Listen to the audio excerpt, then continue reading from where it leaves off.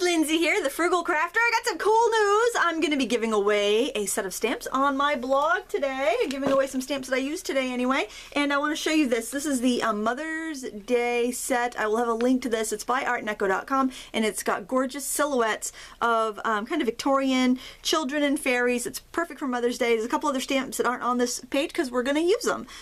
So I just wanted to give you a quick heads up that you'll want to go over to my blog, thefrugalcrafter.wordpress.com, and watch it tonight for a chance to sign up to win. I'll have the contest open all week long. It's just leave a comment to win. Nothing too hard about that. All right, so we're going to be doing a gesso embossing resist. It's a lot of fun, and we're going to get right to it. So what you want to do is find a page from an old book or magazine. You might want to read the page first because you will be able to see some of the text when you're done, so you want to make sure that it is appropriate. I'm making a Mother's Day card, and I'm going to put a few drops of gesso out. This is some Pro Art Economy gesso that I've had for years. It's very thin and chalky and just an absolute wonderful, wonderful ground for using on paper if you're going to do some artsy-fartsy techniques, which we are today. I'm just going to wipe all the extra water out of my gesso brush. It's good to have a kind of a pretty old brush to use for this. And I'm just putting a thin coat on. Alright, now you can see it changes that vintage looking paper to more of a white, and it's going to give it a very matte appearance. It'll be perfect for stamping. I actually want a little bit more on there, I think. I decanted from my gallon of gesso onto this into this little dispenser bottle from Harbor Freight. Makes it very convenient because I'd rarely ever use gesso unless I was priming a bunch of canvases, you know, raw canvas. Alright, but it's so much fun and people seem to really dig it for their mixed media stuff. So now I'm going to dry this off, and I'm going to let the camera roll while I do this because I get so many questions whenever I use the heat tool as to how long it took me to dry something or to emboss something, so I am going to let it roll. Gosh, it's almost dried. This dries really, really quick. And this is just an old paperback page from a book that was falling apart and rescued from a dumpster. I have a great librarian who saves stuff for me whenever she's like, Lindsay, this is going out to the dumpster, you want it? I had to start saying no because I had so many books to alter. Alright, that's dry. See how quick? That's dry. That was like, you know, a minute. Okay. Now what we're going to do is stamp our image, which is a little boy holding a pot of flowers up, standing in a garden. It's adorable. And I am going to just use some clear embossing ink. Actually, this is just glycerin I've put on this ink pad. Now, the thing about solid stamps, especially if you're using the clear stamps, the cheap clear stamps, you always have to do this. And sometimes when you have rubber stamps, you have to take an emery board and scuff it up. And it really helps that embossing ink stick, because before, and I'll show you before, I missed a lot of spots when I was embossing there. I don't know if you can really see it on the video, but trust me, it's kind of patchy because the ink wouldn't stick to this. The stamp is too slick. So just scuffing with an emery board will help if you find yourself in that predicament. I always have to do it with my clear stamps that I get at the big craft store because they're, you know, they're just too slick. And occasionally, if it's a big solid image, like I wouldn't have to with this because it's a silhouette, but it's not as solid as that. We got a really big space. Okay, now we're going to use something fun today, and I found this in my stash, and it's probably 100 years old. It's Peacock Clear Embossing Powder, and this was by Embossing Arts, and I got it at a yard sale for like 50 cents, but it was brand new, and luckily it's still good. I find things last pretty long in my situation because I don't have extreme temperatures down here. They're chilly, but they're not like, they don't get, I think it's heat that tends to ruin stuff. So I'm going to pour this back into the jar, the extra here. And then I can see that I have extra on my paper, so what I'm going to do is kind of flick it over the floor, because I do vacuum fairly regularly. And there, so I just have the embossing powder on my stamped image. Now you have to be careful when you're using glitter embossing powder because it will burn. So I'm going to show you how I'm going to do this. I'm going to heat my gun up first. Then I'm going to stand back a bit and heat it and kind of keep pulling back as I go. As soon as I see that my powder's gone clear, I'm getting right out of there because it will burn and then the glitter will burn off. So I'll have to be very, very careful. You can just see I have a little spot in the center that is not hit yet.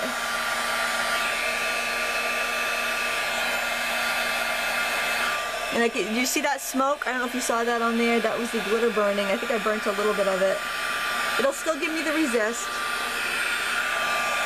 Yeah, it's a very fine line. You've got to melt it without burning it.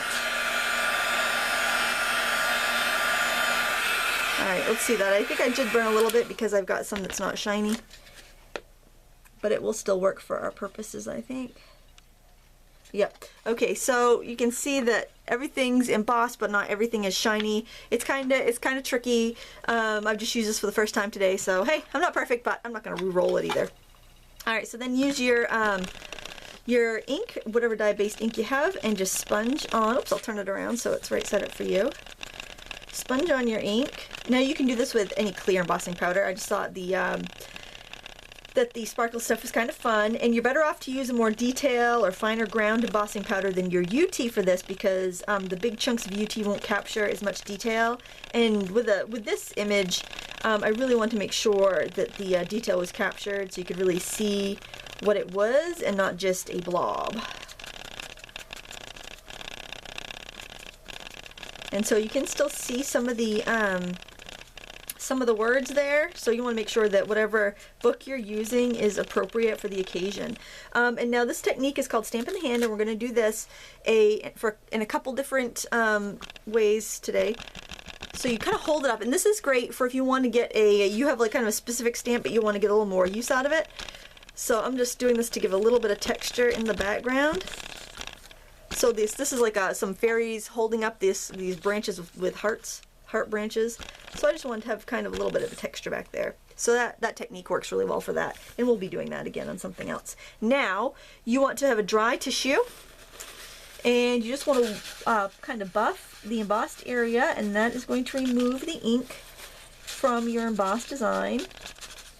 And hopefully your glitter will stay secure. Sometimes the glitter embossing wants to flake off, like the embossing tinsel, which is more glitter than embossing powder does. This is pretty good though. I've still got a lot of shine there.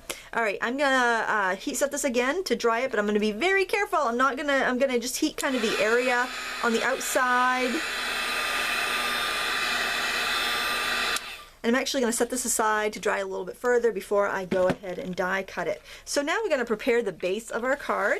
And I've told you before, I really like these plain cards from Joann's or AC Moore. They all have them. It's by Nicole. That's the brand, I think. And they're just really great for for inexpensive cards. They're not the most sturdiest, but you can get 50 for like $5 on sale a couple times a year, and that's what I do. So I'm gonna do the Stamp in the Hand technique again. Just taking this this cherub here. There's two in the set. I think I have the larger one. I'm trying to peek down to the floor where my binder is, and I'm just gonna kind of go around the edges. I was gonna use pattern paper for the background, but then it was just too much. So I tried this video yesterday. I'm like, oh, that paper is just not working. What was I thinking? And I like this is bad video. I gotta rethink this thought. And I was gonna go with a different stamp set, but I'm like, you know what? I really love this stamp set. It's on sale. It's regular $30. It's on sale for $10. I really want to use it because I think a lot of people would enjoy it. All right, so there, I've created this really organic pattern on the outside just by using Stamp in the Hand technique. And then I want to ink the edges, so I'm going back to my homemade ink dauber, which, if you remember, is just a bottle cap with a cosmetic wedgie. I just put some hot glue in there, folded the two ends of the wedgie in, and shoved it in there. And that's how I made that. And by using the same ink that I used on my center panel to create the background, it's going to match perfectly. There's no worries there. And it's just really going to be a nice pulled together look. Now, Mother's Day is a few weeks away, so you have time to make this card. But this is a really fun idea. You might want to try this for Christmas when you have to make a lot of cards, usually inexpensively and kind of flat so you can mail them. Think about a pretty silhouette. Like, I've got a gorgeous stamp of a little girl hanging up a Christmas stocking, which would be really, really pretty for this technique. Alright, so I had a bunch of doilies left over from a video I did earlier this week, the ruffled doily card. So I'm just going to adhere that, and I think I'll use my hot glue gun is hot. I'll use that, I suppose. Just give it a... I like that because doilies tend to be kind of bumpy and a little bit hard to stick with traditional dry adhesive. So I'll put that on there, hopefully fairly in the middle.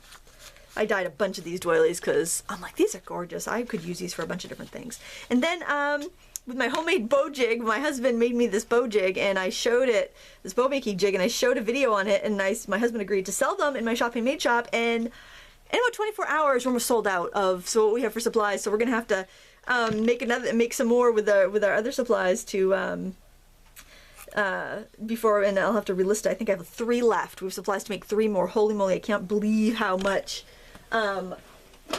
people wanted them. It was so awesome. It was so good for my husband, who's who hasn't been woodworking. He's been woodworking for a long time, but he's never put anything out for sale, so I was just so proud of him. I thought that was so cool. Okay, Mr. Frugal done good. Alright, I need a little more adhesive there. That's gonna stay. And I'm just gonna put this, put that right across there. This is just seam binding, so it is really easy to adhere in a strip like this. And I think I will, scissors. Wherefore art thou, scissors? Hold on a moment. I'm gonna have to, because I'll never find these scissors with the camera rolling. Alright, we got some scissors. We are cooking with gas now. And I'm just gonna, on the back side, put a little bit of adhesive there. And I'll probably want to line this card. I'm afraid I'm gonna get something on here. Alright, let's do a little bit of adhesive. And I'll make a plan to line this card so we don't see the little ends there. So that's another way to make these card bases a little more sturdy too, because they do tend to be a little unsturdy. Why don't we look in here? I grabbed this paper last night thinking I'm going to use this. It's beautiful. I could not get it to go with that doily and that stamp colored ink for the life of me. But I think that maybe if I use it to line the card though, I could do something. That's not quite wide enough. Well, you know what? I'll deal with that later. That's not going to be a big deal, I don't think. I'm just going to stick that in there for the time being just to keep it from sealing shut. I could trim off this doily while I'm at it.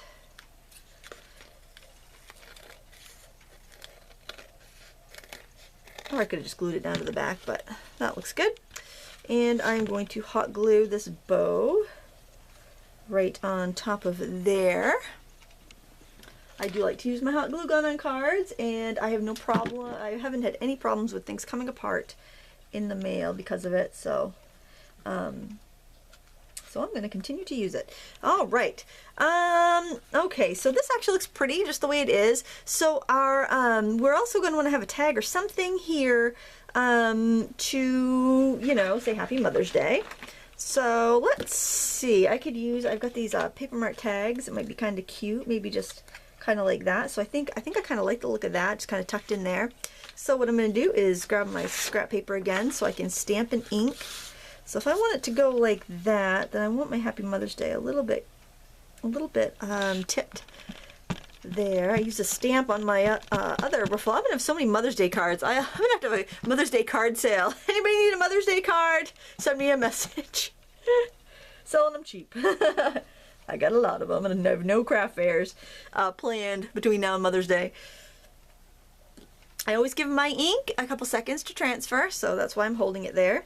And I'm going to go in with my little ink dauber. So these unstrung merchandise tags are from Paper Mart, and they have a glossy side and a matte side, and I'm working on the matte side because this distress ink would not dry on the glossy side.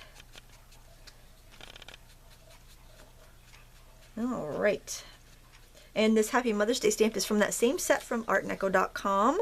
I'll put a link below to that. I like that. That reminds me kind of like of those vintage postcards. I don't know why, it just kind of has that look to it to me. So a little hot glue on the back will give me nice instant adhesion, and it's not going to move on me. Oh, it looks like a present. I love it. All right, so while I was on the search for scissors, I die cut this, and my ink was not drying. So this is one I did last night, and it's nice and dry today. But this is still wet, and I'm afraid to heat set it because I don't want to burn the glitter. So what I'm going to do is go back in time to 1991 in high school big hair and get my Aquanet. Dating myself a little bit there. I'm sure all of you of a certain age are familiar with this product. They still make it though. It's like, I don't know, 92 cents a can. It's still very cheap. But the good thing about cheap hairspray is that it doesn't contain all the lovely conditioners and silicones and oils that, keep our hair nice. Oh, and as a benefit, look what it does to the background. It kind of makes it all modelly and kind of funky. Ooh, that's unexpected. Let me zoom in and look. You probably want to take a look at that. That's kind of cool looking. Let's just zoom in a little bit. Whoa, that's zooming out. Zooming in. Look at that. It's almost like a polished stone technique. Isn't that funky? All right, so what I'm going to do is pause it for a second, give this a chance to dry, and then we'll finish putting our card together. Okay, I decided that to add just a little bit more ink right around my my focal object, and to get the ink back off of my resist image, because the hairspray acts as a fixative, so the ink wants to stick to that too.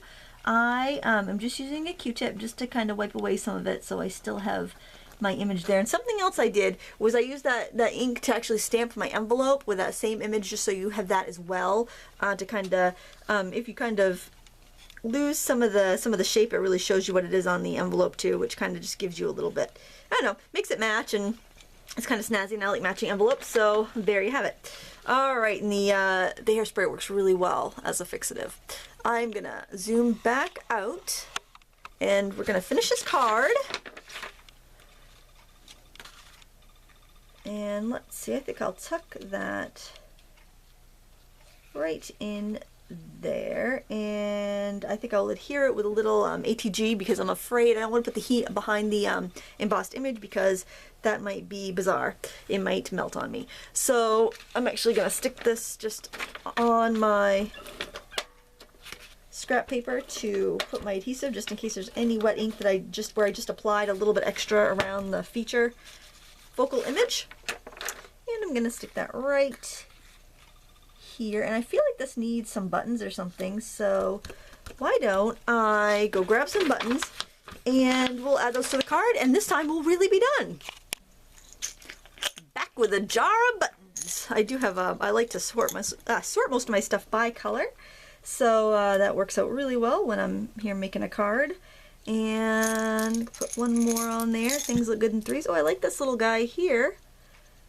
Oh, pretty.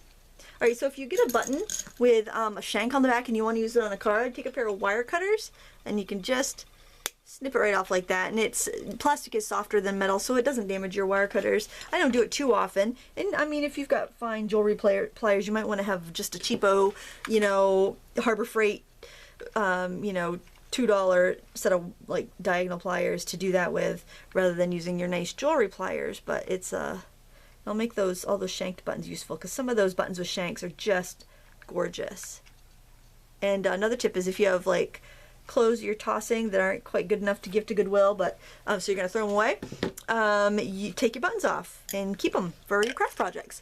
So there you have it, a Mother's Day card using stamps from artneco.com. Please visit my website, thefrugalcrafter.wordpress.com, for your chance to win these stamps, and I'll have a link to this set right below in case you want to grab it while it's on sale for $10. I don't know how long the sale's for, but hopefully for a little while. Thank you so much for watching. Thumbs up and subscribe if you like this video. Until next time, happy crafting.